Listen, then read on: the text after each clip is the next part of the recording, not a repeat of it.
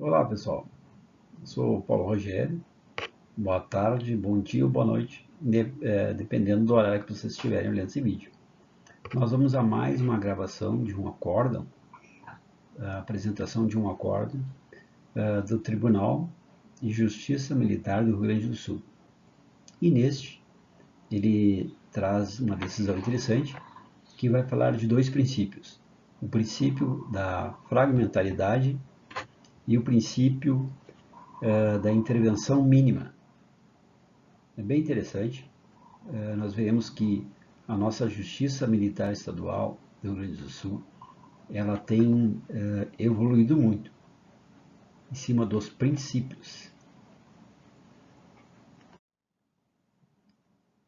Esse acordo traz a possibilidade ou impossibilidade de aplicação do inciso 2º, parágrafo 1º, do artigo 325 do Código Penal Comum, crime de violação de sigilo funcional, diante dos princípios da intervenção mínima e da fragmentariedade. Esse é um acordo que veio de uma decisão da Sessão Ordinária de Julgamento Híbrida, número 3.841, do dia 21 de 6 de 2023. Apelação criminal 0070.744. Então, no cabeçado, é a apelação criminal, recurso ministerial, crime de violação de sigilo funcional, policial militar, sistema de consultas integradas, acesso de dados civis, uso indevido, ausência de lesão ao bem jurídico, princípio da ultima ratio e da fragmentariedade. Apelo ministerial desprovido unânime. Então vamos à situação fática. A apelante foi denunciado por ter utilizado indevidamente o sistema de consultas integradas para colher informações que foram usadas em processo judicial, violando dessa forma a regularidade do serviço da administração pública, bem jurídico tutelado pelo tipo penal. Em primeira instância, o processo foi submetido à apreciação do Conselho Especial de Justiça, onde a ré foi absolvida com fundamento no artigo 439, a linha B, né? não constituir o fato infração penal. O recurso de apelação, então, no mérito, surge o Ministério Público quanto à sentença exarada pelo Conselho Especial de Justiça. O apelante requer a condenação do apelado, né? Então, o promotor descontente apelou, né? Então, nós vamos ver a análise, agora nós passamos a ver a análise jurídica e do desembargador militar relator. O que ele entendeu? Por que ele alegou esses dois princípios? Então, o desembargador relator manteve posição com os seguintes fundamentos. Iniciou alegando que a conduta perpetrada configura apenas fato a ser apurado na seara administrativa. Porquanto, só cabe ao direito penal intervir quando outros ramos do direito se demonstrarem ineficazes para prevenir práticas delituosas, princípio da intervenção mínima ou da última ratio, limitando-se a punir somente as condutas com potencialidade lesiva dirigidas contra os bens jurídicos mais essenciais da sociedade, princípio da fragmentariedade. O desembargador relator, ele destacou o parecer ministerial. Importante aqui nós vermos que o procurador de justiça ele entendeu pelo desprovimento do recurso, né? Ele discorda do promotor de primeira instância e aqui ele dá o seu parecer. Ele inicia então a recorrida, admite os acessos, né, justificando que enfrentava uma difícil separação com esse companheiro, que era no caso a vítima, né, que era militar estadual também.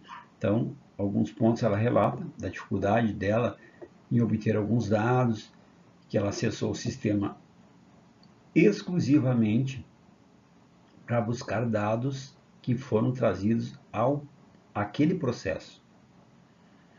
As próprias vítimas também alegam que elas só souberam das consultas no processo. Então, que esses dados, ficou claro que esses dados não foram usados para outras funções, né? Não foram distribuídos, não foram divulgados. Eles ficaram somente no processo que correu em segredo de justiça.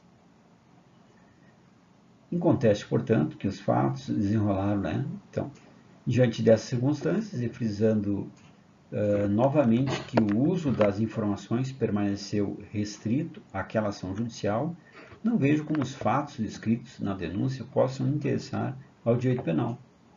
A punição na esfera disciplinar revela-se suficiente para comunicar a censura pelo comportamento da apelada, na linha da decisão do Federich. Então, o Ministério Público entende que a responsabilização basta que seja na esfera administrativa.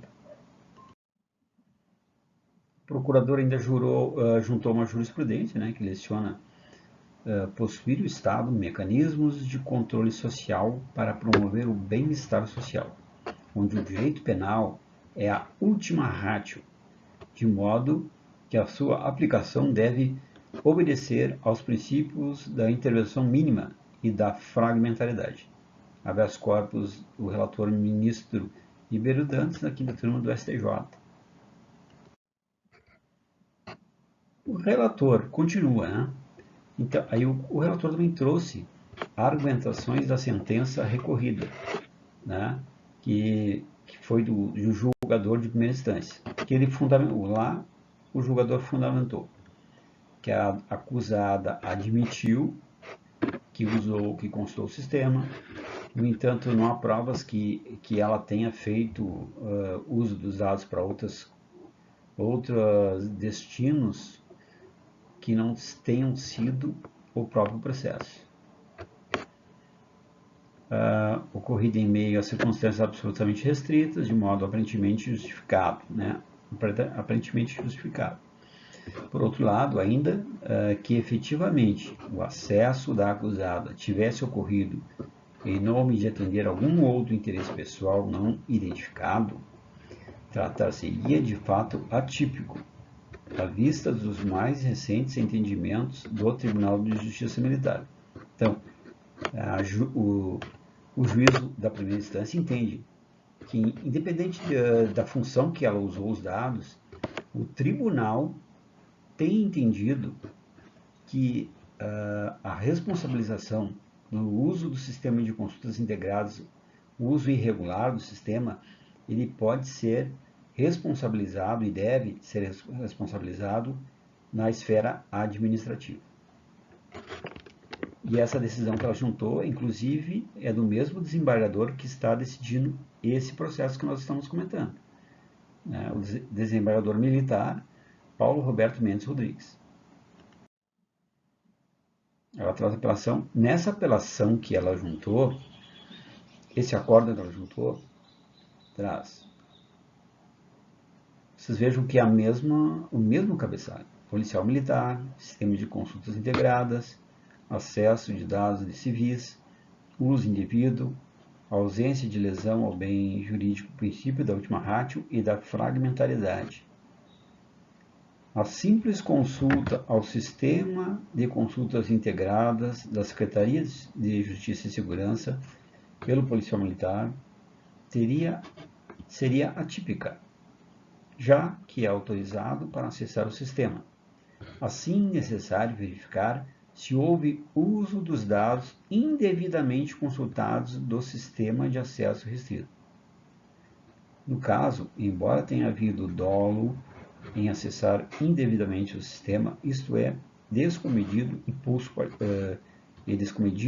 impulso particular. Não houve nenhuma repercussão, consequência aos civis consultados, somado ao fato de que pelo militar estar na ativa, é passível de ser efetivamente repreendido apenas na seara administrativa.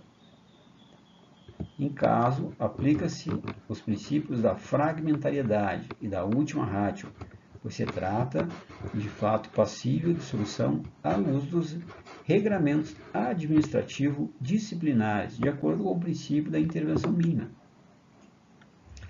Dessarte, ante a clara existência do alegado, constrangimento às sedizentes vítimas, considerando aparentemente justificativa para as consultas realizadas pelo acusado, e tendo em vista o anotado ao mais recente entendimento do Tribunal do Estado do Rio Grande do Sul, é perfeitamente lícito e até mais adequado que os fatos tenham sua situação apreciada tão somente na esfera disciplinar, onde, aliás, já foi, inclusive com a punição da hora acusada. Aí nós vemos o resultado final. O Pleno do Tribunal de Justiça Militar do Rio Grande do Sul acordou por unanimidade desprover o recurso ministerial e manter rígida a sentença absolutória vergastada, nos termos do voto do relator, excelentíssimo desembargador militar, Coronel Paulo Mendes. Participaram da sessão de julgamento, além da presidência, os desembargadores Sérgio Brum, Paulo Mendes, Fábio Duarte Fernandes, Maria Moura, Rodrigo Mor, o procurador de justiça Alexandre Lippe e o defensor Felipe Facim Lavarda, que fez o uso da tribuna. Então, nós vemos aqui que, além do relator, nós temos mais 5 desembargadores que concordaram. E também nós temos o parecer do procurador de justiça que tem o mesmo entendimento. Então, nós vemos que esse é o entendimento que é majoritário no Tribunal de Justiça Militar do Rio Grande do Sul, que o uso, a consulta irregular do sistema de consultas integradas, ele deve ser apreciado na esfera administrativa e não na justiça militar. O Poder Judiciário não é necessário para que seja esse problema seja trazido ao Poder Judiciário.